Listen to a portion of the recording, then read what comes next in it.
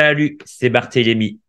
Comme le mentionnait un slogan d'un de nos anciens présidents de la République, le changement, c'est maintenant. Avec ChatGPT 4, les cloisons sont tombées, les frontières sont repoussées. ChatGPT 4 vous donne désormais la possibilité d'intégrer une image dans son mode de fonctionnement. Et même si techniquement, on peut penser que cette innovation ne va pas faire changer les choses, eh bien, détrompez-vous. Ce que l'on peut faire désormais avec cette nouvelle version reboostée de ChatGPT est à proprement parler hallucinant.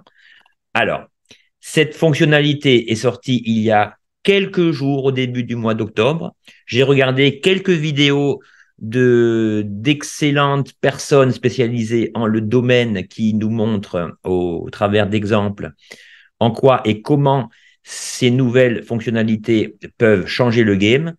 Je n'ai pas voulu personnellement poster de vidéos à chaud. J'ai préféré attendre quelques jours afin d'étudier les tests que j'avais moi-même constatés de la part de ces éminents spécialistes en intelligence artificielle. Et j'ai préféré en fait prendre mon temps pour tester moi-même d'autres fonctionnalités qui, vous allez le voir, sont toutes compatibles selon le domaine d'activité concerné ou alors pour un simple plaisir personnel. Vous allez voir que les exemples que je vais vous montrer sont étonnants, d'autres décevants, d'autres rigolos, mais au bout du compte, vous allez, je l'espère, à la fin de cette vidéo, prendre conscience combien cette innovation est, selon moi, et je ne vous cache pas mon enthousiasme, un véritable tournant dans le processus de recherche et l'analyse de documents tels qu'on ne l'a jamais vu et surtout on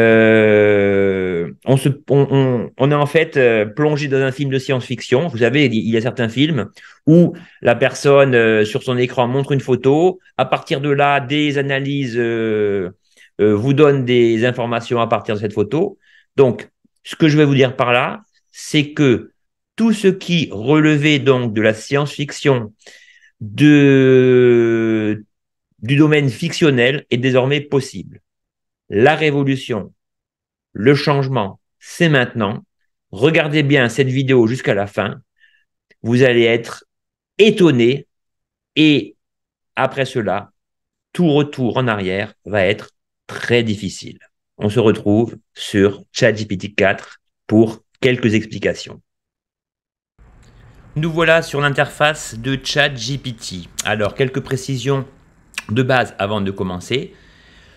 Les possesseurs de la version GPT-4, donc si vous prenez la formule basique, 20 € par mois, bénéficient donc des fonctionnalités inhérentes à cette mise à niveau, les plugins et donc ce recours à l'analyse visuelle que l'on peut désormais effectuer avec ChatGPT. Donc, ce que je veux vous dire par là, c'est que les utilisateurs de la version gratuite ne pourront pas bénéficier de cela. Bon, peu importe, hein, si un jour vous décidez de franchir le pas, eh bien, mon rôle, moi, c'est de vous donner des informations, de vous guider et selon ce que vous avez pensé de cette vidéo ou d'autres vidéos similaires, eh bien, vous déciderez en lieu et place d'opter pour une option payante ou pas. Personnellement, je trouve que pour 20 € par mois, au vu de toutes les possibilités offertes, en termes de rentabilité, de gain de temps, de productivité, eh bien, je pense qu'il n'y a pas beaucoup à hésiter. Alors ici, pour que cela fonctionne, il faudra toujours choisir l'option par défaut.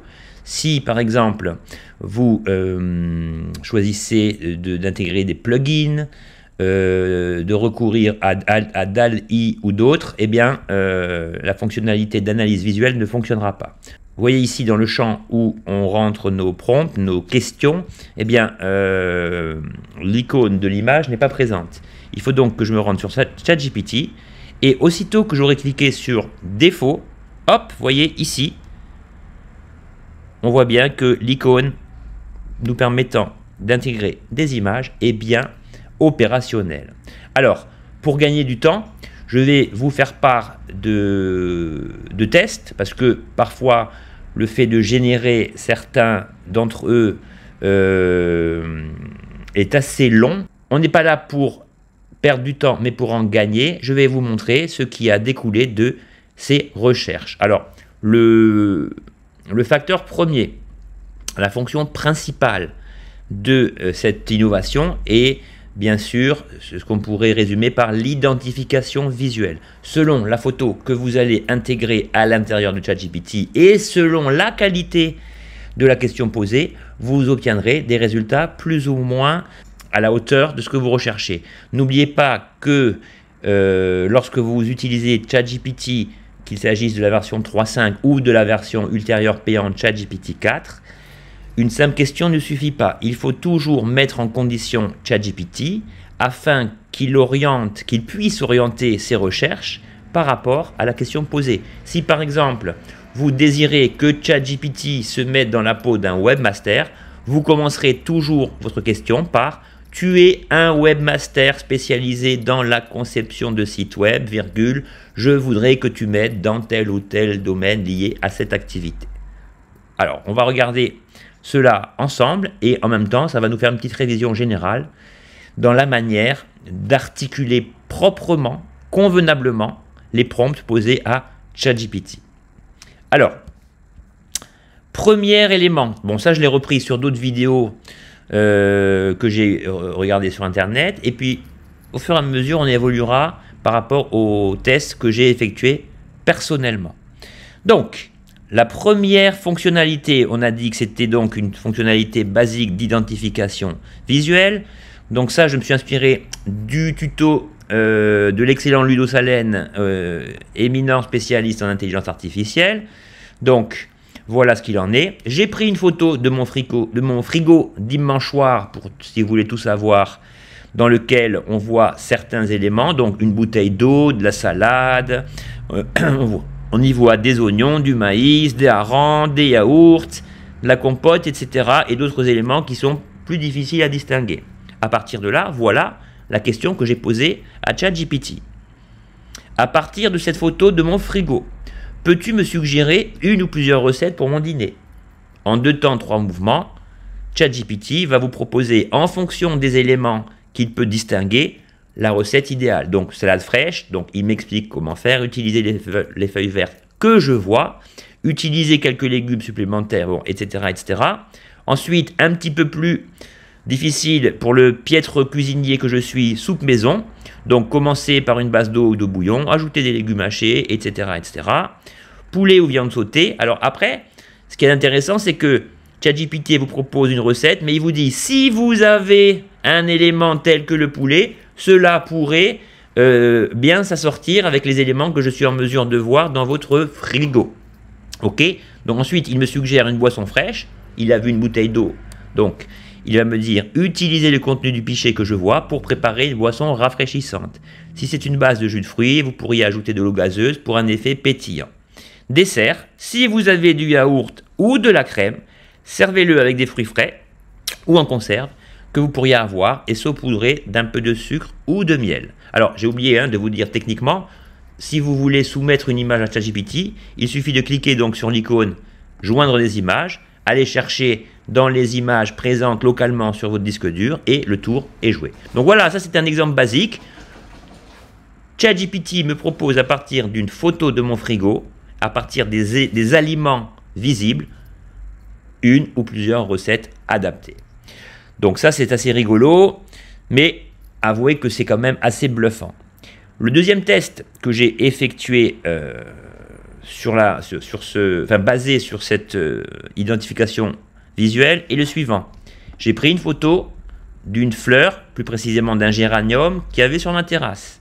Et ici aussi, je conditionne ChatGPT afin qu'il m'apporte la réponse la plus adaptée possible. Voilà ma requête. Mon voisin est parti en vacances et m'a demandé de prendre soin de ses plantes. Manque de chance, je n'ai pas la main verte. Je voudrais donc connaître le nom de cette plante, savoir à quel rythme il faut l'arroser et enfin, quel remède puis-je utiliser contre les vers? ChatGPT me répond très rapidement là aussi. Il semble que la plante sur la photo soit un géranium. Il me donne le nom latin, Pelargonium. Voilà quelques conseils pour en prendre soin. Donc il me donne, je ne vais pas tout vous relire, hein, mais disons qu'il me donne le rythme d'arrosage selon la typologie du végétal proposé, me donne des conseils, me profère des conseils au niveau de l'exposition au soleil. La plante doit-elle être exposée ou non sur des rythmes prolongés au soleil. Et concernant les vers, il me précise, si vous remarquez des vers ou des insectes sur la plante, vous pouvez utiliser un insecticide naturel comme le savon insecticide ou de l'huile de Nîmes. Assurez-vous de suivre les instructions, blablabla, blablabla. J'ai voulu savoir, concernant les vers, s'il existait des sites traitant de la question, d'où ma deuxième requête. Connais-tu un site spécifique sur le bon traitement des fleurs et des plantes vertes? Vous savez que désormais, il est possible de connecter ChatGPT à Internet, chose qui n'existait pas il y a quelques mois. Et donc, ChatGPT me donne des conseils, me délivre des adresses de sites sur lesquels je peux trouver ce que je recherche. Rustica, Gerbeau, Jardinier Malin, Plantes et Jardins. Donc si je veux aller sur Rustica, il suffira que je clique dessus et ChatGPT m'ouvrira le lien instantanément dans une autre fenêtre. Voilà pour le deuxième test concernant l'identification visuelle. Ensuite, car ce n'est pas fini, vous pensez bien, j'ai réalisé un autre test basé sur le contenu de ma boîte à outils et plus précisément sur deux éléments liés au bricolage. Alors je suis également piètre bricoleur après être un piètre cuisinier, donc voilà ce que ChatGPT peut m'apporter comme information précieuse. Voilà le problème posé. J'ai pris en photo un des pieds de mon bureau. Donc on sait très bien, donc là, même si je ne suis pas un grand bricoleur, je sais qu'il s'agit d'un embout pour une clé Allen. Et ma question est la suivante: je suis nul en bricolage et je n'ai pas de caisse à outils. J'ai besoin de démonter mon bureau et sur la photo, on voit la forme pour l'outil adapté. Peux-tu me dire quel outil dois-je acheter? Et là, du tac au tac, ChatGPT me répond: la vis que vous montrez sur la photo ressemble à un vis à empreinte hexagonale, également appelé vis à laine ou vis à 6 pans creux. Pour la démonter, vous aurez besoin d'une clé Allen, aussi appelée clé hexagonale ou clé à 6 pans, de la taille correspondante. Ces clés sont souvent vendues en sets de différentes tailles, ce qui pourrait être pratique pour d'autres besoins futurs. Bon, je vous laisse lire la suite. Je demande une précision supplémentaire. Où puis-je commander un set complet de cette catégorie d'outils? Et là, de la même manière qu'il m'a conseillé pour les plantes, ChatGPT me crée une liste précise des différents endroits où je suis en mesure de trouver ce genre de clé Allen. Donc, les boutiques de bricolage local, les plateformes en ligne, eBay, etc., etc. Donc, vous voyez que dans notre vie quotidienne, ou même je me mets dans la peau de plombier, de peintre, de personnes, du bâtiment. Imaginez quelqu'un qui essaie de lui expliquer le problème oralement, par téléphone. Ben, si cette personne a une photo que l'entreprise chargée d'une rénovation, par exemple, est dotée de ChatGPT, il suffira désormais que la personne lui envoie une photo, par exemple, d'un trou dans le mur, d'une canalisation qui a pété ou de n'importe quoi, pour que la personne, selon la photo envoyée et selon la question qu'il aura posée à ChatGPT, sera en mesure d'obtenir des informations qu'un humain lambda comme moi en matière de bricolage pourra lui apporter. Quand je vous dis que cela change tout, ça change vraiment tout. Encore faut-il que... il faudra se baser, si vous voulez, sur la rapidité et le taux d'intégration de cette fonctionnalité dans les chaumières. C'est-à-dire que ce n'est pas demain la veille que les entrepreneurs vont dire « tiens, envoyez-moi une photo, je vais la mettre sur ChatGPT ». Mais cela existe désormais et le but de ces vidéos est justement, au-delà des explications, de vous faire prendre conscience de la puissance, de la portée de cette innovation. Alors regardez, autre exemple. Donc ici, bon là je me fais vraiment passer pour un abruti total. Ici j'ai pris une photo de ma caisse à outils, de laquelle j'ai volontairement retiré le marteau. Voilà la question que j'ai posée à ChatGPT. Voici une photo de ma boîte à outils. Peux-tu me dire quel outil peut me servir à planter des clous? Alors, voilà la réponse que m'apporte ChatGPT. Dans la boîte à outils que vous avez montrée, je ne vois pas de marteau traditionnel. qui est généralement l'outil utilisé pour planter des clous. Cependant, il y a d'autres outils présents qui pourraient être utilisés en cas de besoin, bien que ce ne soit pas leur usage principal. Et là, la réponse est assez rigolote. Vous pourriez éventuellement utiliser la partie arrière des pinces, entre parenthèses, la partie plate près du pivot pour enfoncer un clou. Donc si vous voulez, ChatGPT ici constate dans un premier temps qu'il n'y a pas de marteau, outil idéal pour planter des clous, bon ça tout le monde le sait, mais en même temps il me propose un des outils alternatifs qui pourrait servir de masse si vous voulez pour planter mon clou. Donc voilà ce qu'il me répond.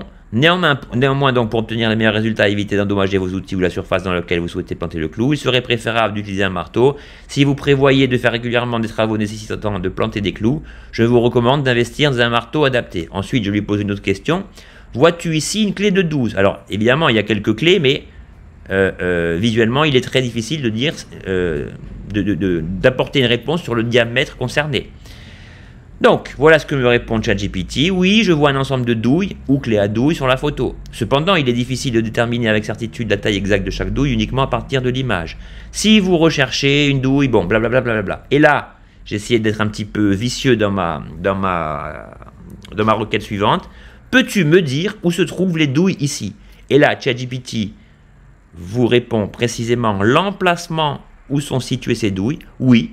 Les douilles sont situées dans la partie inférieure de l'image, juste au-dessus du manche du tournevis à cliquer. Elles sont alignées en 2 rangées avec des tailles plus petites en haut et des tailles plus grandes en bas. Donc, situées dans la partie inférieure de l'image, et on voit bien que les douilles sont bien ici, situées sous l'outil mentionné, le tournevis à cliquer. Donc, vous voyez qu'à partir d'une photo, ChatGPT peut vous dire exactement l'outil dont vous allez avoir besoin pour tel ou tel travaux dans votre maison ou ailleurs. Voilà donc en quoi cette première fonction d'identification visuelle de base est précieuse. On va voir d'autres possibilités. Alors toujours dans le cadre de la recherche visuelle classique, j'ai demandé de m'identifier l'œuvre du haut, donc pas de problème, hein, j'ai effectué également d'autres tests. Donc là, peux-tu me dire quel est l'artiste à l'origine de cette œuvre? Donc cette œuvre est caractéristique du style de H.R. Giger. Il est surtout connu pour son travail sur le design du film Alien et pour ses images biomécaniques uniques, donc pas de problème. Alors en revanche, sur le deuxième exemple, le célèbre baiser de l'hôtel de ville de Robert Doisneau, une des photographies les plus célèbre du XXe siècle, Canva me répond et en plus en anglais. Sa réponse négative est en anglais. Sorry, I cannot help with that. Donc j'insiste, qui est l'auteur de cette photo? Et il me répond Sorry, I cannot help with that. Alors ma théorie, puisque je suis allé chercher la photo sur internet, c'est que même lorsqu'on effectue une recherche sur cette photo sur internet, on s'aperçoit que celle-ci est très protégée par les droits d'auteur, les droits à l'image, la loi du 11 mars 57, et que par conséquent, peut-être que certaines photos contenant des métas, des sortes de petits algorithmes la protégeant, Canva ne peut rien faire par rapport à cette photo. Donc vous voyez, parfois, sur des analyses compensées faciles, Canva, pour telle ou telle raison, ne peut vous donner l'information souhaitée. Alors je continue. Donc pareil, et ce tableau, donc ça vous savez qu'il s'agit du fameux tableau Nighthawks de Edward Hopper, un des plus connus, un des tableaux contemporains les plus connus du XXe siècle. Eh bien, pas de problème, ce tableau s'intitule Nighthawks, il a été peint par Edward Hopper en 1942, c'est l'une de ses œuvres les plus célèbres, souvent reconnue pour sa représentation évocatrice de la solitude urbaine. Pas de problème pour l'identification de cette œuvre d'art. Ensuite, j'ai posté une photo d'Alien, le premier film. De quel film est issue cette scène? Cette scène est issue du film Alien, réalisé par Ridley Scott en 1979. La femme sur la photo est le personnage Ellen Ripley, interprété par Sigourney Weaver. Alors là, pas de problème, Canva nous donne une réponse, mais le premier jour, et j'ai essayé plusieurs fois, j'ai soumis à Canva l'analyse de plusieurs photos issues de films différentes et il m'a répondu, comme la photo du haut, qu'il ne pouvait pas m'aider avec ça pour des raisons de droit. Donc apparemment, entre le premier jour et aujourd'hui, soit 4 ou 5 jours après, eh bien, cette fonctionnalité est désormais disponible. Je continue. De quel film est issue cette scène? Donc ici, j'ai posé un piège à Canva. Cette photo est issue du film Le Parrain 2 et Canva me répond que cette scène est issue du Parrain volume 1. Je rectifie et je lui dis, selon moi, il s'agit d'une scène du Parrain 2 et non du premier film. Ce à quoi Canva me répond, vous avez raison, je m'excuse pour l'erreur. Cette scène est en effet issue de Le Parrain 2, The Godfather Part 2 en anglais.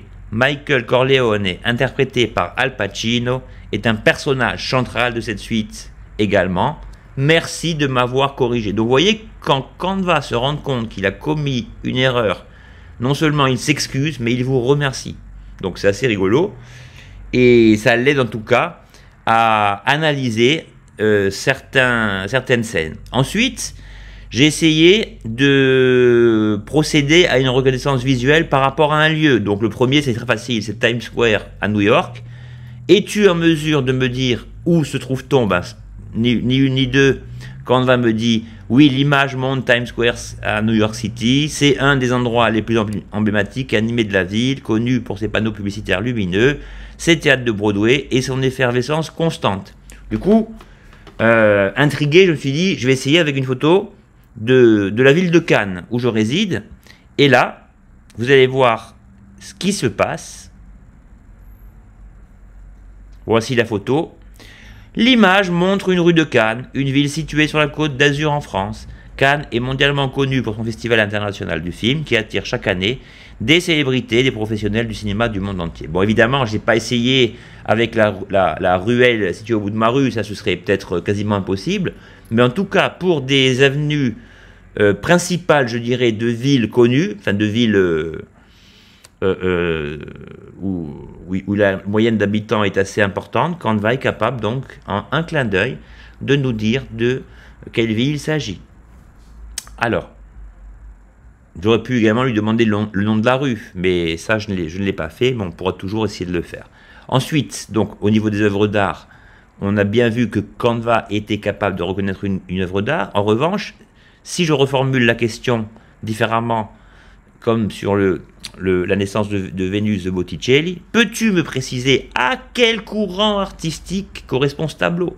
Eh bien là aussi, Canva résout le problème en 2 temps 3 mouvements. Le tableau que vous avez partagé est la naissance de Vénus, il appartient au courant artistique de la Renaissance italienne et plus précisément à la période de la première Renaissance florentine.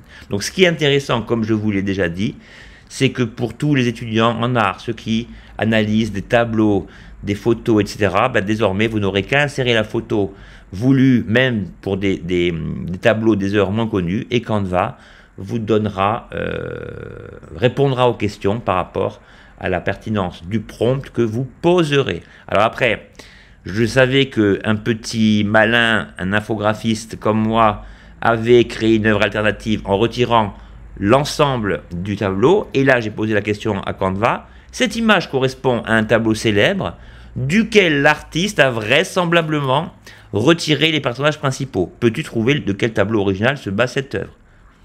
Canva me répond, oui, cette image est une variation du tableau original La naissance de Vénus, de Sandro Botticelli. Dans cette version, les personnages principaux, Vénus, Zéphyr et autres, ont été retirés, laissant le paysage et le coquillage caractéristiques au premier plan.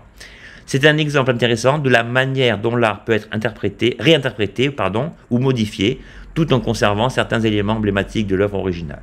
Donc vous voyez que dans ces premiers exemples, quel que soit le sujet que vous soumettez à Canva, hormis pour des raisons de droit, de difficulté, de génération du prompt, vous verrez que souvent, lorsque la réponse est complexe, la réponse apportée par Canva se résumera en une erreur. Donc il faut insister un peu, je vais vous montrer. Mais pour tout cela, déjà on peut considérer que cette nouveauté apparaît véritablement comme une révolution.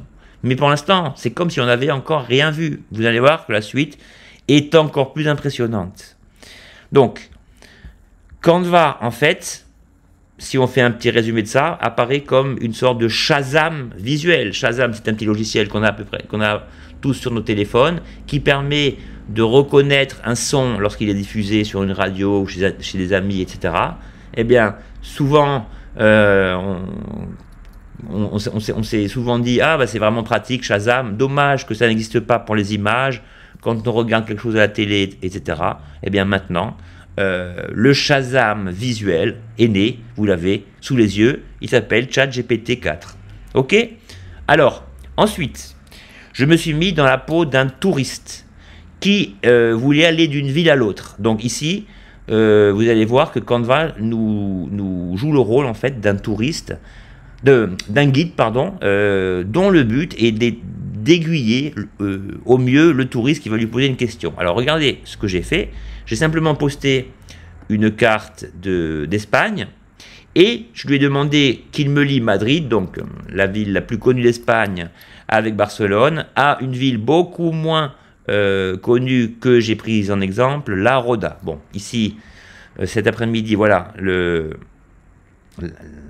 Internet a du mal à m'afficher les images à la vitesse souhaitée. Donc vous voyez, Madrid et La Roda est située ici. Et là, je lui ai posé une question très spécifique. Je dois aller de Madrid à La Roda. Je voudrais connaître le meilleur itinéraire sans passer par l'autoroute. Et ne connaissant pas l'Espagne, je ne sais pas comment procéder. Peux-tu me tracer le meilleur trajet pour ma destination?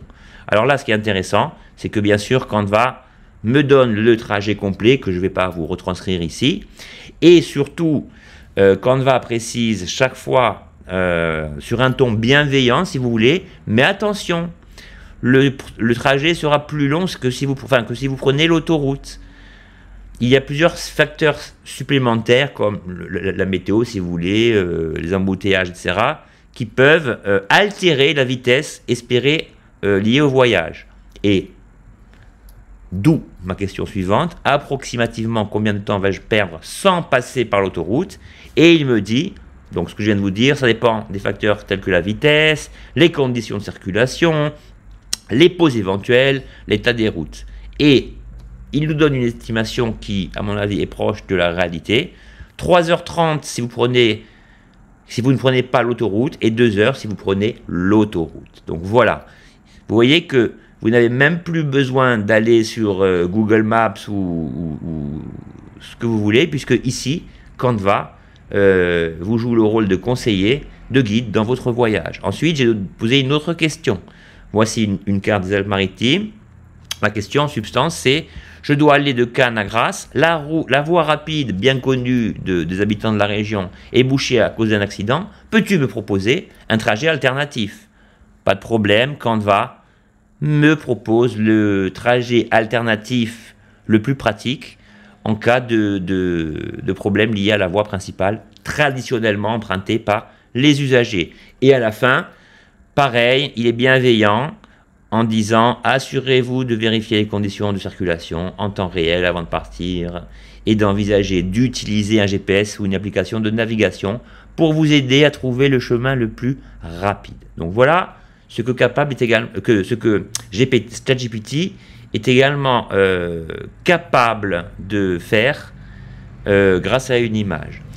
Au niveau du texte et des images, Canva est limité, mais si vous lui demandez l'analyse d'un croquis médical sans conseil lié à votre automédication ou une radio en contournant un peu la manière de poser la question, bah vous obtiendrez quand même des réponses très précises liées à ce sujet.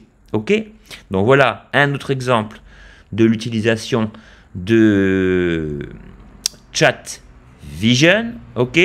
Ensuite, alors, me basant sur 12 vidéos que j'ai regardées, j'ai essayé de savoir si ChatGPT était capable de résoudre des énigmes. Alors, le constat, si vous voulez, c'est que parfois, il arrive à résoudre des énigmes très complexes, et pour des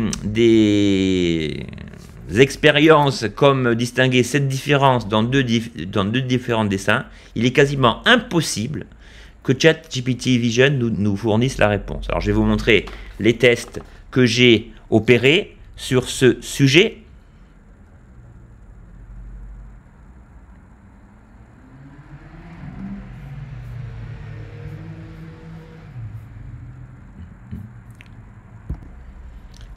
Alors voilà ce qu'il en est. Si dans l'univers il existe quelqu'un de mauvais en mathématiques, eh bien vous l'avez devant vous. Et je suis nul en mathématiques, je l'ai toujours été. Quand on m'explique quelque chose, mon cerveau se brouille, ma lucidité disparaît. Et cela m'aurait été bien utile il y a quelques décennies d'avoir à mes côtés un logiciel tel que ChatGPT. Alors là, quelle est la valeur de x dans l'équation suivante? Je lui demande s'il peut résoudre ce problème. Alors, oui, la question n'est pas très complexe, hein. Oui, bien sûr, pour résoudre l'équation, nanana, combine les termes similaires, maintenant diviser chaque côté de l'équation par 7, la valeur de x est de 6. Bon, pas de problème, je lui fais confiance. Deuxième expérience, alors celle-là-ci, elle a été un peu fastidieuse. Je lui ai demandé de répondre à un mot fléché.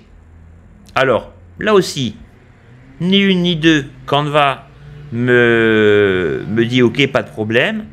Et là, en regardant les réponses apportées, je me suis aperçu que la quasi-totalité des réponses est fausse. Ok, par exemple, veine de l'air, pullover. Alors si on compte les cases manquantes, les cellules, veste de laine, 1, 2, 3, 4, 5, 6, 7, pullover fait 8 lettres. Donc si vous voulez, ici, je pense que Canva, avant même de se baser sur la photo, va dans son immense base de données rechercher un terme qui correspond à l'appellation veste de laine, mais pas forcément en ayant fait attention au nombre de cases requises. Et on retrouve le même problème sur la liste des mots qu'il me propose ici. Donc vous savez que je suis consciencieux et que je veux toujours recueillir la réponse la plus proche de ce que je veux, donc je le laisse finir sa liste. Il me dit toutefois qu'il est important de noter que certains mots pourraient ne pas correspondre à la grille en fonction de la taille des cases et des lettres déjà remplies. Ces suggestions sont basées sur les indices fournis et les mots qui pourraient y correspondre. Alors là, regardez bien, ici, le chat correspondant à ce sujet a été coupé. Ici, lorsque vous voyez 1 sur 2, ça veut dire que auparavant, Canva n'a pas réussi, voyez, à générer totalement ce que je lui ai demandé avec des erreurs récurrentes. Donc, quand ça arrive et que vous voyez que vous ne parvenez pas à arriver à vos fins sur une question, je vous conseille d'ouvrir un nouveau chat et de recommencer et de reformuler la question. Je vais vous montrer, donc voilà le post que j'ai reformulé, ok. Alors là, j'ai reformulé la question en étant un petit peu plus précis pour faciliter la vie de chat. GPT, je dois remplir ce mot fléché, peux-tu me le faire pour moi? Et là, c'est là qu'intervient la différence entre ma première formulation. La règle impérative est la suivante. Les mots manquants doivent toujours correspondre au nombre de cases vides correspondant à la définition manquante. Si tu ne trouves pas le bon mot, je préfère que tu laisses ces cases vierges. Et là, Canva me répond, bien sûr, je vais essayer de remplir le mot fléché. Et là, premier couac, veste de laine, pull. Alors là, il y a encore moins de caractères que dans la première possibilité. Donc je regarde, j'analyse les mots, je vois qu'il y en a plein qui ne vont pas. Donc je continue et je lui dis, malheureusement, tu ne suis pas mes instructions. Tous les résultats sont faux. Je m'excuse pour l'erreur, essayons à nouveau. Et là, veste de laine, cardigan, avec une case en trop. Bon. La même chose pour les mots qui suivent. Je vais vous montrer après encore un exemple intéressant. Donc, il demande si tout va bien. Et je lui réponds, certaines oui, les autres sont approximatives, notamment le point 2, où, une fois encore, le nombre de cases à remplir est inexact par rapport à la réponse apportée. Donc, le point 2, ça correspond à cette fois-ci à endurci, où il me dit trempé. OK. Et là, il me dit, je m'excuse pour l'erreur, essayons à nouveau. Endurci, c'est ready. Et là, je lui dis, non. Il me faut un mot de 7 lettres. Et je reprécise, un peu insistant, 7 cases égale 7 lettres. Je m'excuse pour l'oubli, me répond-il. Et il me dit que le bon mot est blindé. Et pareil, je lui dis un peu provocateur. Es-tu sûr de savoir compter car le mot proposé fait 6 lettres au lieu de 7? Et c'est là qu'il me répond une réponse qui pourrait être logique mais qui finalement est fausse. Il me dit pour endurci avec cette lettre, acéré. Et là, je lui réponds, règle grammaticale de base, si le terme endurci est au singulier et au masculin, la réponse ne peut pas être un mot féminin pluriel.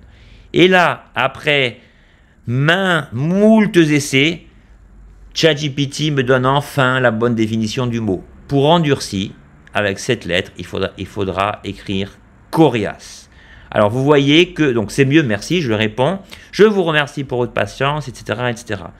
Donc, et là, pareil, hein, même problème pour perpétuel, ta réponse excède le nombre de mots autorisés, moi je pense au mot éternel. Et là il me dit, vous avez raison, éternel est le bon choix pour perpétuel, avec cette lettre. Je m'excuse pour l'erreur précédente, merci de l'avoir signalé. Si vous avez d'autres points à clarifier ou des questions, je suis là pour vous aider. Donc voilà, donc si vous voulez compter sur ChatGPT pour des analyses médicales précises, des situations complexes, des équations compliquées, il n'y a pas de problème. Mais lorsque vous lui demandez de vous aider pour un mot croisé ou pour un mot fléché, eh bien, c'est là qu'on voit qu'il s'agit vraiment d'intelligence artificielle, que tout n'est pas automatisé et que c'est parfois en fonction de vos propres appréciations que ChatGPT va vous donner la réponse souhaitée. Ok? Alors, les autres tests tout à l'heure, je vous parlais des tests effectués entre différentes photos. Alors, dans les deux cas, ici, es-tu capable de me préciser les 7 différences entre les deux photos? Donc la photo de cet arbre et la photo avec les schtroumpfs, et ben là on est en plein délire. Voilà, quand on me dit à gauche il y a une poire verte en haut du tronc de l'arbre alors qu'à droite elle est absente. Donc j'ai cherché la poire, je vous avoue que je ne l'ai pas trouvée. Oui, il y a une poire verte là, mais c'est pas celle dont il parle. Enfin bref, je ne vais pas rentrer dans les détails, mais après avoir longuement testé ces petites analyses, dans les deux cas, Canva me sort des réponses loufoques. Vous voyez, là par exemple, Canva me parle de l'ombre du nuage. Dans l'image supérieure, il y a un nuage à gauche qui projette une ombre sur le sol. Cette ombre est absente dans l'image du bas. Malheureusement, j'ai beau effectuer des zooms sur les deux images, je ne vois aucune ombre qui se projette en bas. Donc je ne sais pas comment... Est-ce que Canva est capable d'inventer quelque chose pour nous faire plaisir? Je ne sais pas, mais en tout cas, là c'est... Voilà, vous voyez encore pour des choix simples, des analyses, des comparaisons entre deux photos, Canva n'est pas encore capable de déceler clairement cela. Bon, à la vitesse où ça va, je n'ai nul doute que tous ces petits problèmes vont être rapidement réglés. Alors en revanche, j'ai voulu tester si Canva était capable de résoudre d'autres types de problèmes. Et là, je me suis mis dans la peau d'un automobiliste victime d'un accident routier et vous allez voir, le résultat que j'ai obtenu est assez intéressant. Alors voilà ce qui s'est passé. J'ai soumis à ChatGPT une photo d'un accident. Donc là, vu la structure qui est des passages piétons, c'est forcément à Tokyo, au Japon. Et je lui ai demandé, tu es spécialiste en assurance liée à la conduite, pourrais-tu me dire qui est fautif sur cette photo? Alors là aussi, Canva se targue bien de ne pas nous fournir de réponse définitive. Il nous dit, d'après l'image, il semble qu'il y ait eu une collision entre deux voitures à un croisement. Cependant, déterminer la faute à partir d'une telle photo sans contexte supplémentaire peut être difficile. En général, dans de nombreux pays, le véhicule qui s'introduit dans une voie principale doit céder le passage à ceux qui circulent déjà sur cette voie. Cela dit, les lois et règlements routiers varient d'un pays à l'autre et il est préférable de consulter les règles locales. Et peut-être même de faire appel à la police ou à un expert pour évaluer la situation spécifique. Bon là, ChatGPT... si vous voulez, ne prend pas la responsabilité de nous dire c'est la voiture de gauche, c'est la voiture de droite, et c'est bien normal. On sait très bien que au moindre petit accrochage, le ton monte vite, suivi de bagarres, etc. Donc là aussi, les concepteurs de ChatGPT ont permis d'émettre des réserves, si vous voulez, sur ce genre de sujet. Mais tout dépend comment vous leur posez la question. Regardez l'exemple suivant. Donc là, ChatGPT nous précise bien que selon les pays, les lois peuvent différer. Donc là, j'ai fourni à Canva une petite précision. Donc là, je lui dis, sur cette photo, je suis le conducteur et la voiture, derrière la ligne blanche à droite, va me rentrer dedans. La loi et le code de la route français. Selon toi, ai-je tort dans la mesure où la voiture venait de droite ou d'autres éléments permettent-ils de déclarer que le conducteur de ce véhicule a causé l'accident? Et là, ChatGPT me répond, sur la base de l'image fournie et en tenant compte du code de la route français, voici quelques éléments à considérer. Donc, en France, la règle générale est la priorité à droite. Cela signifie que, sauf indication contraire, le véhicule venant de droite a la priorité. 2. Sur la photo, on peut voir un passage à piétons et des lignes blanches. Si ces lignes sont discontinues, cela pourrait signifier que le conducteur qui approche a la priorité. Cependant, si ces lignes sont continues, cela signifierait que le conducteur qui approche doit céder le passage.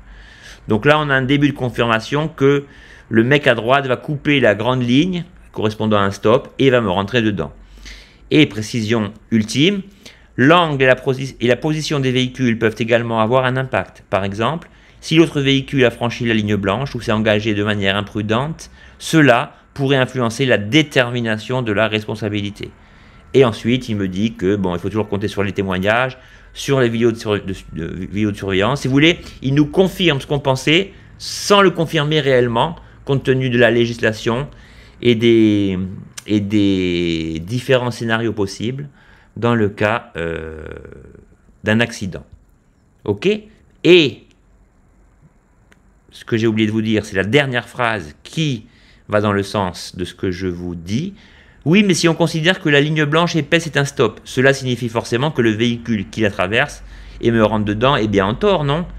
Oui, si la ligne blanche épaisse est un marquage au sol pour un stop, ou ligne de céder le passage, cela signifie que le conducteur du véhicule qui a traversé cette ligne devait s'arrêter ou céder le passage avant de s'engager. Si ce conducteur n'a pas respecté cette règle et vous a percuté, il serait en effet en tort selon le code de la route français.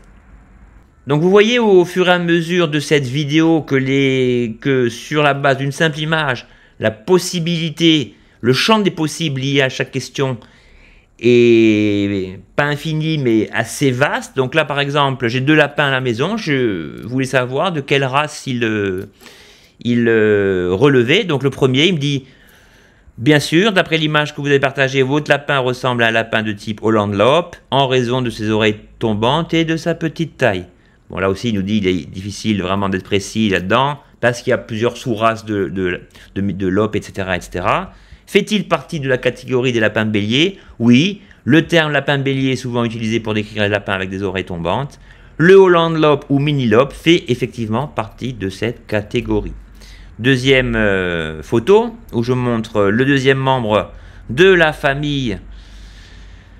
Donc, le temps que la photo se génère, donc il s'agit d'un lapin tout à fait classique avec des oreilles en pointe. Donc, j'ai un autre lapin et je voudrais recueillir les mêmes infos. Donc, le temps que la photo se génère, je vais vous montrer ce que ChatGPT m'a noté. D'après la nouvelle image que vous avez partagée, ce lapin a une robe marbrée avec des oreilles dressées. Il pourrait s'agir d'un lapin de la race papillon ou anglais papillon, en raison de ces marques distinctes qui ressemblent à des papillons.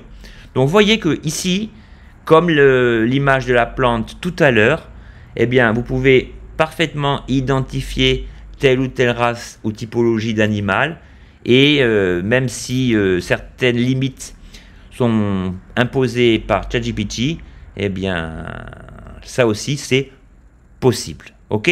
Alors, toujours dans le même ordre d'idées,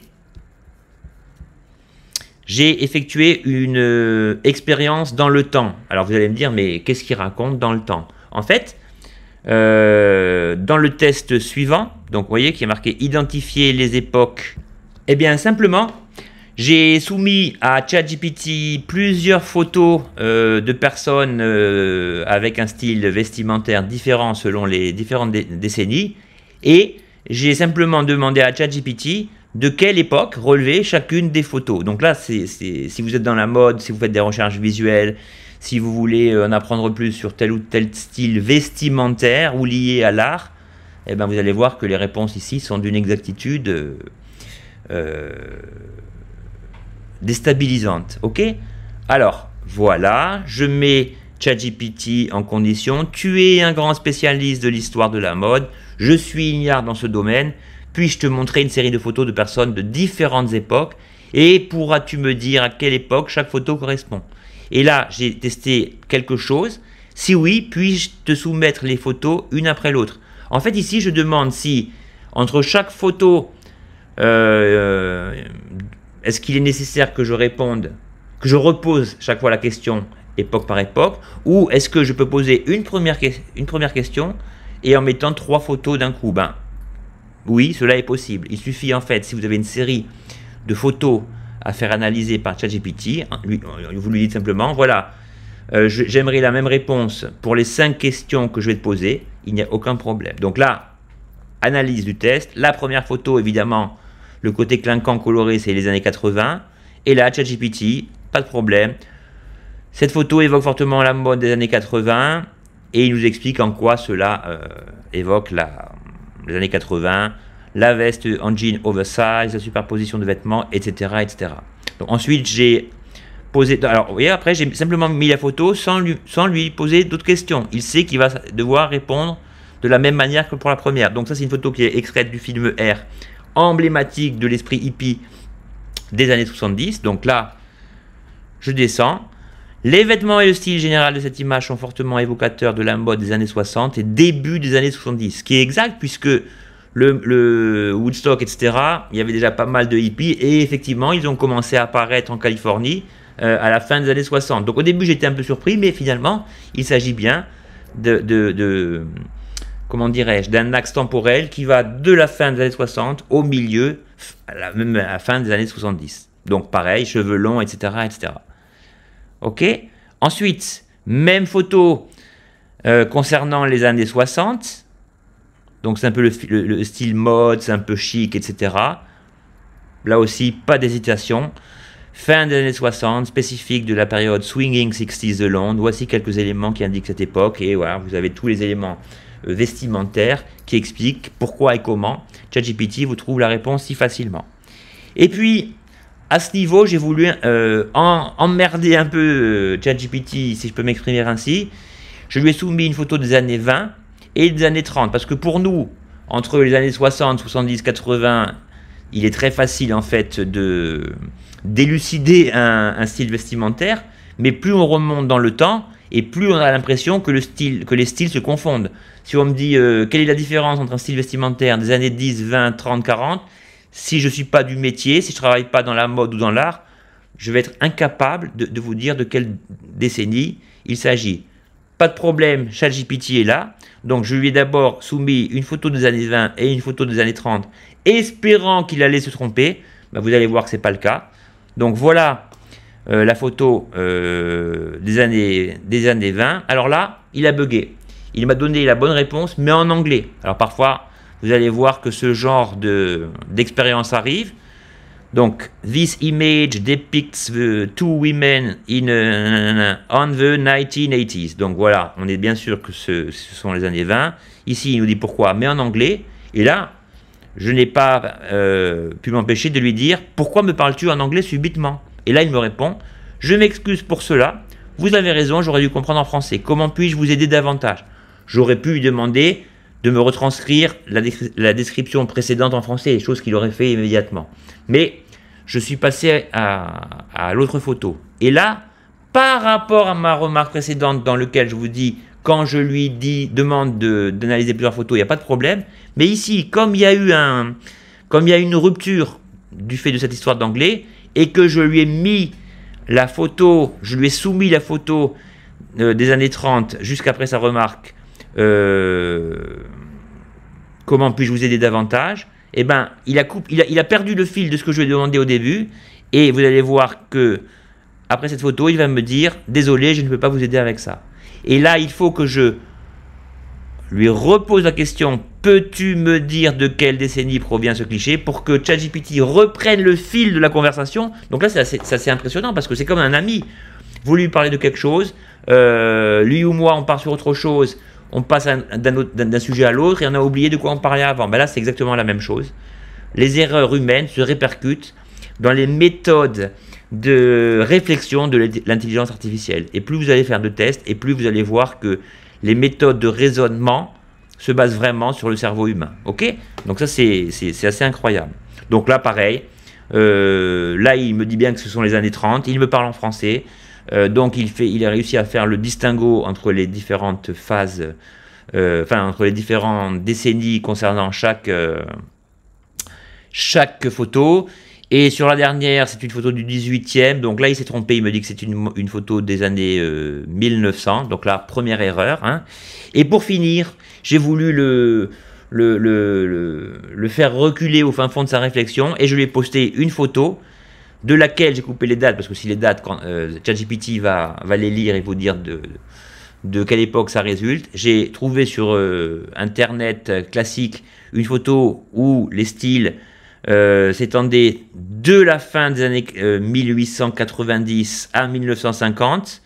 Et là, sans avoir besoin de lui reposer la question, puisque ChatGPT comprend qu'on a repris le fil des questions initiales, me dit « L'image que vous avez partagée montre une évolution de la mode féminine à travers différentes décennies. » Et effectivement, si vous lisez la description, de gauche à droite, ChatGPT va me fournir les réponses exactes à ce que je lui ai demandé. Une autre fonctionnalité qui est vraiment importante, c'est la fonction de retranscription, enfin ce que j'appelle moi personnellement la fonction de retranscription. Quelle est-elle et quels en sont les avantages? Alors, je vais vous montrer ça immédiatement. Pour ce faire, j'ai scanné une ordonnance que m'a faite mon médecin pour passer une échographie de l'épaule. Comme on le dit souvent, les médecins et les pharmaciens ont une écriture illisible. Donc voilà ce qu'il en est. Mon médecin m'a fait une ordonnance, mais je n'arrive pas à lire ce qu'il m'a prescrit. Est-il possible pour toi de retranscrire le texte manuscrit visible ici? Bien sûr, etc. Bon, alors là, l'écriture de mon médecin, si compétent soit-il, ben, ça ne donne rien. Voilà. Donc, ne vous attendez pas dans cette vidéo à ne voir que des tests réussis. Mais voilà, on va voir l'évolution. Donc, peux-tu réessayer? Je m'excuse pour l'erreur précédente. Alors, ce qui est rigolo aussi au cours de ces tests, vous allez constater que ChatGPT s'excuse dès qu'il n'arrive pas à aller au bout de la requête souhaitée. Bon, c'est de l'intelligence artificielle et tout est programmé comme si vous parliez à un humain en fait. Ok? Alors, je redescends. Deuxième exemple. Alors ici, j'ai scanné des enluminures du Moyen-Âge et ici, on voit bien qu'il s'agit d'un texte latin intraduisible. Donc là, mettez-vous par exemple dans la peau de personnes qui font des études d'art dans des musées, des personnes qui voyagent et qui prennent en photo des monuments. Et bien désormais, lorsque vous allez par exemple prendre en photo un monument sur lequel est gravé un texte ou inscrit un texte dans une langue ancienne, latin, grec, ce que vous voulez, et bien il sera possible pour ces personnes, sans effectuer de recherche préalable et supplémentaire sur Internet, d'obtenir des informations liées au monument, bon, il faut quand même qu'ils soient un petit peu connus, mais surtout de retranscrire la traduction de ce qui est marqué de manière gravée ou pas sur le monument. Alors regardez ce que j'ai fait. Ici je voudrais la même chose. Je pense qu'il s'agit d'une langue en latin et en caractères médiévaux. Peux-tu également traduire en français ce que tu es capable d'identifier dans cette image? Alors au début, ChatGPT s'est montré un petit peu hésitant. Voilà ce qu'il en est résulté. D'après l'image, voici ce que je peux lire. Donc il me donne des sortes d'onomatopées.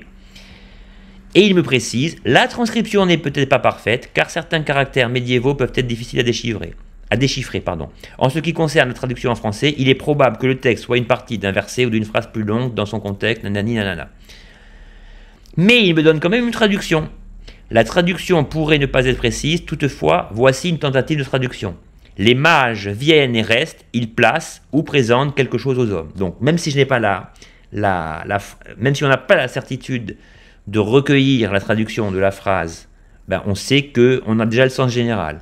La seconde partie semble incomplète et je n'arrive pas à déduire sa signification complète. C'est une tentative de traduction basée sur les mots que j'ai pu identifier. Alors, ce que je vous disais au début, n'oubliez pas que plus vous posez ou que vous reposez ou que vous incluez des détails supplémentaires dans une question que vous avez déjà posée préalablement, ChatGPT peut s'adapter à cela. Regardez, vous allez le constater vous-même. Une suggestion tout de même pour avoir une idée générale. D'accord, je vais tenter une traduction basée sur ce que j'ai déchiffré. Donc là, il me répète la phrase plus précise qu'il avait du mal à déchiffrer au début. Les mages viennent mais restent, mettant en évidence les désirs des hommes. À droite, le texte est fragmentaire, mais je peux essayer une traduction, une lèvre ou bouche parmi les os.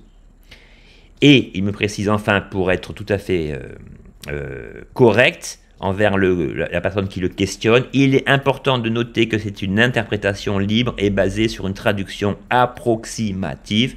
Sans le contexte complet du texte ou du document, il est difficile d'obtenir une traduction précise.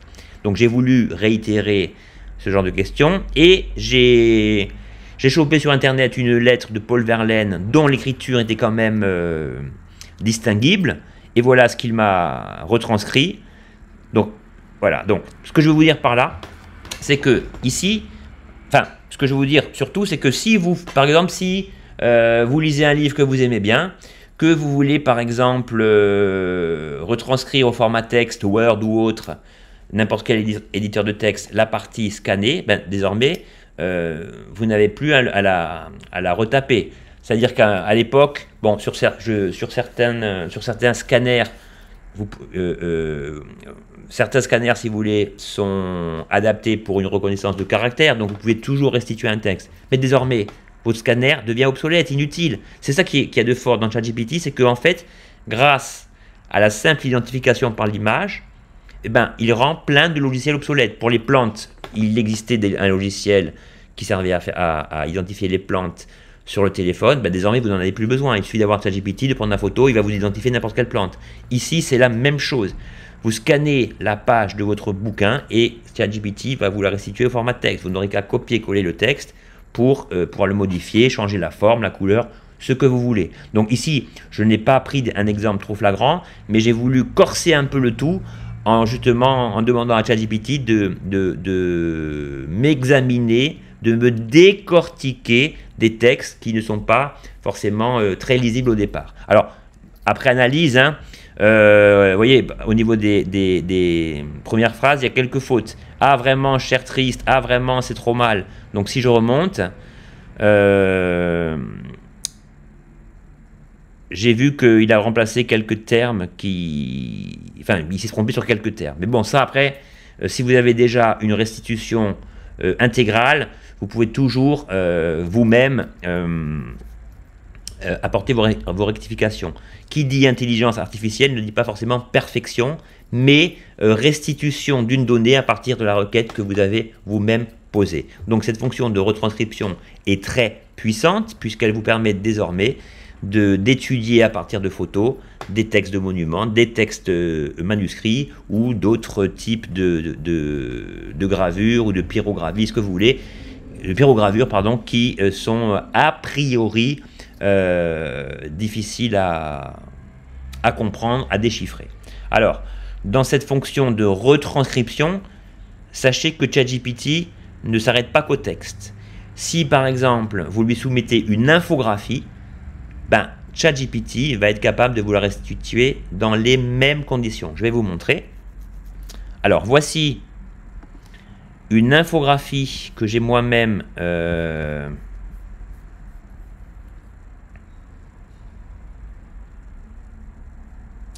voici une infographie que j'ai moi-même créée dans le cadre d'un livre que je suis en train d'écrire sur le monde de la création graphique, etc.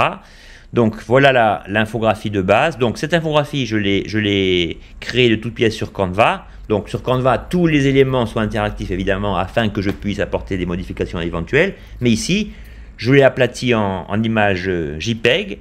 Et donc voilà ce que je demande à Canva. Alors je vous explique juste comment est constituée cette infographie. Donc vous avez compris que les titres sur fond blanc, texte noir sont les grandes parties et les textes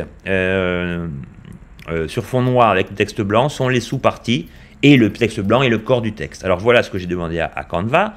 Peux-tu me résumer sous forme de texte cette infographie en respectant les différents niveaux hiérarchiques symbolisés par les intitulés de différentes couleurs?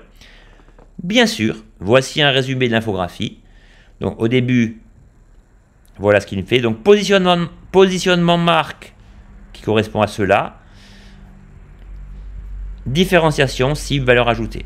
Différenciation, cible, valeur ajoutée. Et si on descend, on se rend compte que Canva a parfaitement suivi mes instructions et qu'au bout du compte, je n'ai plus, dans la mesure, enfin, dans l'hypothèse où par exemple j'aurais perdu le document initial Canva, qu'à effectuer un copier-coller du texte et de le restituer sur un autre document.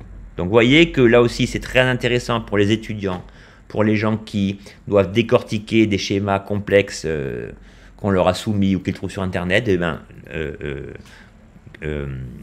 ChatGPT peut vous en faire la transcription sur texte et même le résumé, la reformulation. Mais bon, ça ce sont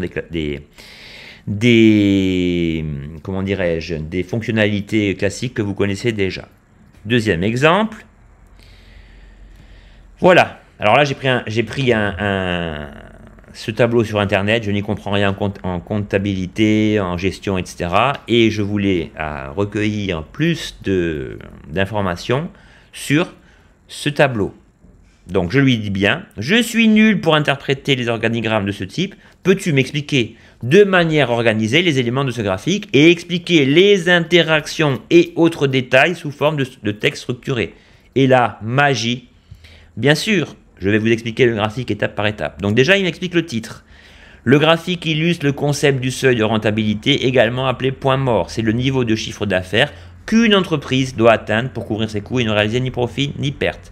Donc, il me fait un petit rappel des axes, l'axe horizontal, les abscisses, l'axe vertical, les ordonnées. Quand on est nul comme moi, ben parfois on a un doute. Alors attends, les abscisses, c'est horizontal ou vertical? Bon, je suis nul, je m'en excuse, mais voilà. Donc là, on a un petit rappel de cela. Et ensuite, ChatGPT va dans le sens de la précision en reprenant chacun des éléments, donc la ligne des charges variables qui est ici. Donc, il m'explique ce que c'est. C'est la ligne rouge ascendante. Les charges variables sont ceci, cela. La ligne du chiffre d'affaires, la bleue. Donc, il m'explique ce que c'est. Donc, vous avez tous les éléments décortiqués. Et ensuite, ce qu'il y a d'intéressant là-dedans, c'est que ChatGPT peut également m'offrir des informations que je ne lui ai pas demandé au préalable. Et pour finir, il me donne une interprétation globale du travail. Pour qu'une entreprise soit rentable, elle doit générer un chiffre d'affaires supérieur à ses charges totales. Le seuil de rentabilité est le montant minimum de chiffre d'affaires nécessaire pour couvrir à la fois les charges variables et les charges fixes. Tout revenu au-delà de ce seuil est considéré comme un profit. Et bien sûr, si vous avez des questions supplémentaires, et bien là, vous poserez la question de manière traditionnelle à ChatGPT pour recueillir les détails que vous voulez. Donc, vous voyez que cette deuxième fonctionnalité de retranscription d'une infographie ou d'un graphique professionnel offre encore des perspectives extraordinaires à des gens qui, comme moi, ne sont pas forcément doués pour la retranscription de tel ou tel tableau professionnel. Alors, j'ai mis un peu de lumière, le jour tombe vite. Donc, toujours en matière artistique, donc à partir du tableau posté, ChatGPT peut donc vous fournir des informations relatives au style, mais aussi aux composantes d'une œuvre. Donc là, je vous ai mis un petit tableau, assez connu. Et j'ai demandé à Chat, tu es éminent spécialiste en histoire de l'art, notamment la peinture, mais également spécialiste des techniques picturales. Peux-tu m'expliquer quelles techniques spécifiques ont été utilisées en termes purement techniques, peinture, matière, et au niveau du symbolisme de la toile? Là, évidemment, je vais avoir ce que je veux. Alors, par contre, vous voyez ce que je vous expliquais tout à l'heure ici, 4 sur 4. Alors ici, ça veut dire que Canva s'est planté plusieurs fois avant de me fournir le bon résultat. Et à chaque fois, il se plantait juste avant d'aborder le symbolisme de l'œuvre. Donc si un tel cas arrive, vous cliquez simplement en bas sur arrêter de générer et vous demandez à Chat de reprendre à partir de la partie coupée. Et donc là, vous obtenez l'ensemble des renseignements que vous souhaitez. Donc ça, c'était pour l'analyse picturale d'une œuvre. Et chose beaucoup plus intéressante, alors là je m'adresse aux infographistes, aux concepteurs, aux créateurs de contenu qui parfois ont besoin de couleurs inspirantes dans une photo. Donc je vais vous montrer comment ça fonctionne. Alors je vais faire un petit tour sur Photoshop avant pour vous expliquer quelque chose d'important afin que cette démonstration soit tout à fait compréhensible. Donc j'ai repris le tableau d'Hopper. Ce tableau est composé évidemment de plusieurs couleurs. Si par exemple moi en tant qu'infographiste je désire recueillir la couleur, le rouge sombre de la couleur de la dame, il suffit que je clique sur ma pipette afin d'en prélever la couleur. La couleur apparaît ici, je double-clique dessus et ce qu'on appelle le code hexadécimal, donc en 6 caractères, vous donnera la restitution de la couleur sous forme codée. Et à partir du moment où vous copiez-collez ce code, eh bien l'objet soumis à ce nouveau code, prendra la couleur de la robe rouge. Si j'avais voulu le mur jaune, pareil, voilà. Et chaque fois, j'obtiens un code hexadécimal. Ce que je veux vous dire par là, c'est que si je veux, par exemple, prélever 5 ou 6 couleurs issues de cette image, je vais être obligé de cliquer sur chaque couleur souhaitée, le vert, d'aller ici, de faire un double-clic et de copier-coller ce code sur un fichier texte, par exemple, pour le retenir et m'en resservir après. Donc là, l'utilisation, vous avez compris, donc je sélectionne mon code, je crée un nouveau calque, admettons que je remplisse un carré. Si je remplis ce carré, eh bien le carré ou le rectangle prendra la couleur de la couleur que j'ai prélevée. Je prélève avec la pipette la couleur de la porte. Vous voyez, la couleur apparaît ici et je remplis mon rectangle. Ok, donc là, on travaille comme ça depuis des années, si vous voulez. Eh bien, sachez que là où je veux en venir, c'est qu'avec ChatGPT, vous pouvez le faire également, ce qui évite de passer plusieurs minutes à prélever vous-même les couleurs souhaitées sur une photo. Regardez, tu es spécialiste en infographie. À partir de la photo jointe, peux-tu me donner une déclinaison des principales couleurs utilisées et plus précisément les codes de couleurs hexadécimaux? Le but est de concevoir une palette de couleurs à réutiliser sur Photoshop avec les principales couleurs du tableau. Et là aussi, en 2 temps, 3 mouvements. Bon, il a planté une fois, vous voyez, c'est marqué ici. Voilà, rouge profond de la robe, bleu-vert du revêtement du sol et du store. Bon, bref, voilà, résume. ChatGPT me fournit les codes hexadécimaux correspondant aux principales couleurs que vous pouvez voir dans ce tableau. Donc là, il me donne, par exemple, le rouge profond de la robe. Si j'avais voulu la partie plus claire de la robe de la dame, voilà ce qu'il faut lui demander. Un autre code pour le rouge de la robe, oui, et il me donne la variante du rouge. Ok? Alors, comme je suis un petit peu feignant, je lui ai demandé: es-tu capable de me décliner ces informations sous forme de tableau avec dans une colonne un petit carré de la couleur correspondante? Donc là, il va me fournir un tableau structuré que je n'aurai plus qu'à copier-coller pour me resservir de ces codes ultérieurement, mais il me précise bien qu'il n'est pas capable de me fournir un tableau avec des petits carrés représentatifs des couleurs demandées, pour avoir une idée visuelle immédiate de cela. Et je lui ai dit, parmi les plugins que tu proposes, est-ce possible? Il m'a dit non, désolé, cela n'est pas encore possible. Bon, je pense que ça va être disponible assez rapidement. Donc voilà ce que je voulais vous montrer. Donc je répète, hein, pour les infographistes, pour les peintres qui veulent s'inspirer des couleurs existantes, eh bien il suffit d'intégrer une image dans ChatGPT, de lui demander d'en extraire les codes hexadécimaux, de les copier et le tour est joué. En 1 minute, vous avez toutes les couleurs d'un tableau inspirant pour vous. Alors pour finir, avancer du moins dans cette vidéo, il nous reste encore 2 ou 3 éléments très importants et impressionnants à vous montrer. Une fonction à laquelle on peut porter attention est la fonction de traduction. Alors voilà ce que j'ai fait.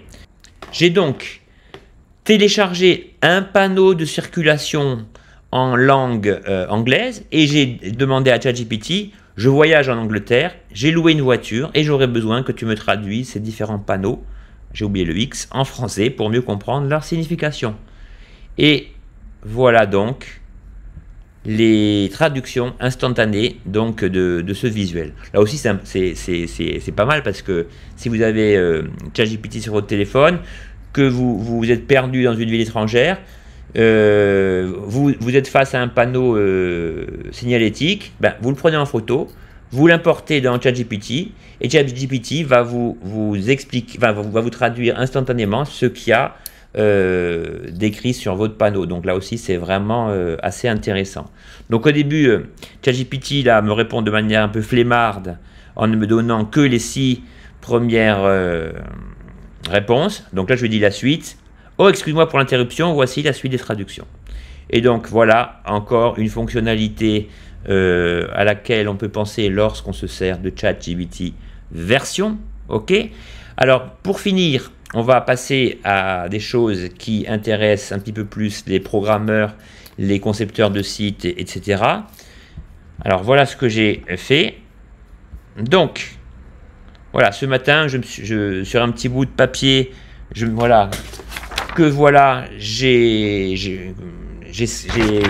annoté sur celui-ci un plan vraiment primaire de l'interface d'un site web que je souhaiterais, avec donc logo à gauche, le header, avec quelques indications couleurs. Donc là, précisément, le code hexadécimal 0, ça correspond à la couleur noire.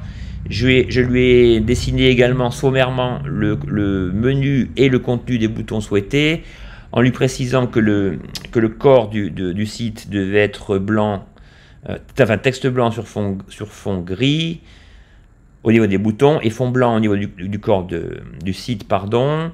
Je lui ai donné des indications de bas de page avec les couleurs et les 2 liens, conditions générales de vente et tout ce qui est relatif au RGPD, tout en bas. Et là, j'ai mis ChatGPT en condition, tu es expert en webmastering et j'ai besoin de ton aide. Je dois mettre sur place un site web à l'interface basique et je ne comprends pas le code HTML et PHP.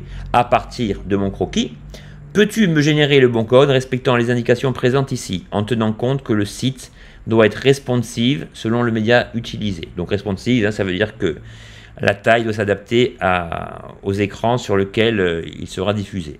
Bien sûr, je vais vous donner un code de base basé sur votre croquis. Notez que pour avoir un site réellement fonctionnel et responsive, vous devriez probablement envisager d'utiliser un framework tel que Bootstrap ou des technologies comme CSS, Flexbox ou Grid. Mais voici une version simplifiée du code. Alors voilà, en fait, ce que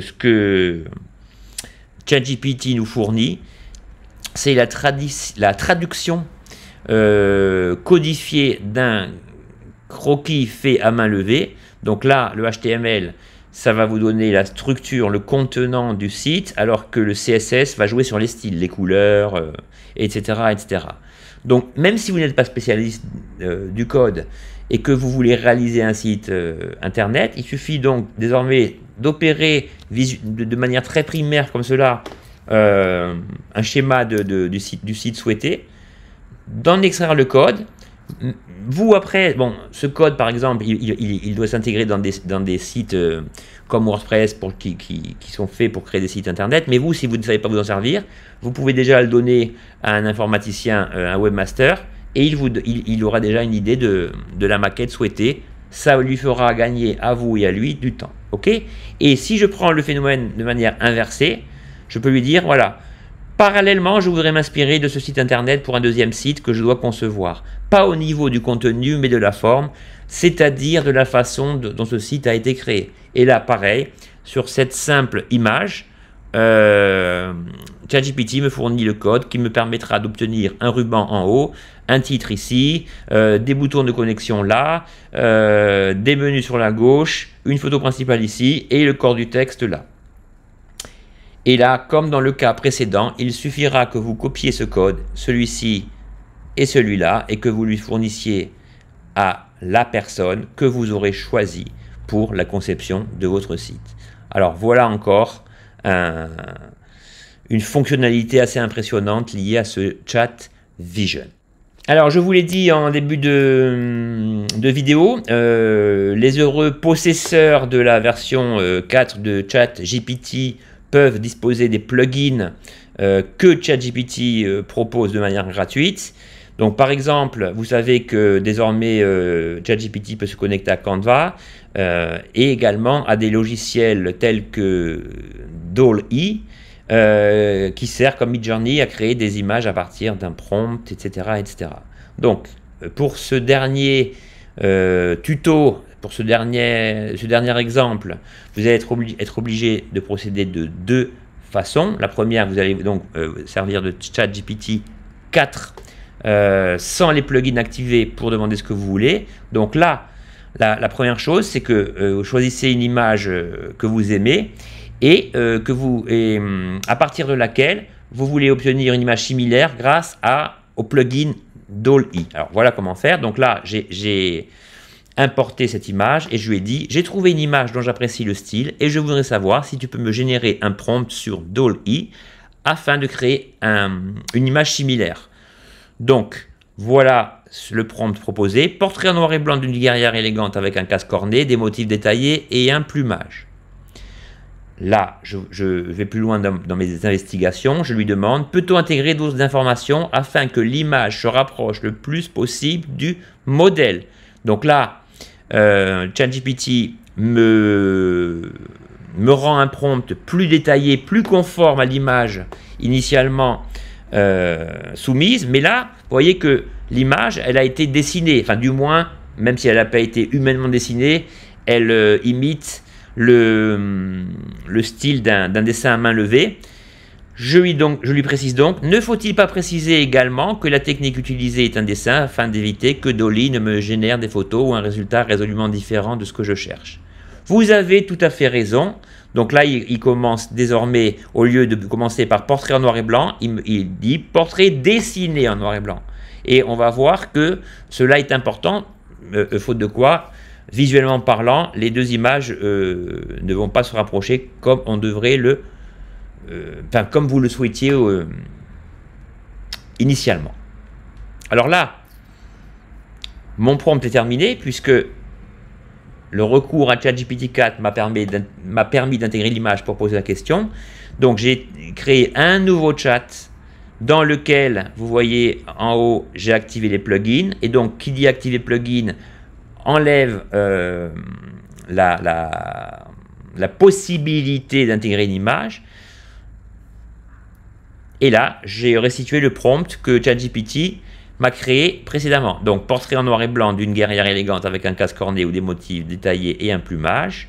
Et, alors là, ChatGPT m'a fourni une image, mais ça a planté plusieurs fois, comme vous le voyez ici, 3 sur 3. Vous voyez, là, il n'y avait rien. Là, il y avait voilà, là, c'est les premiers résultats qu'il m'avait créés dans sa première tentative.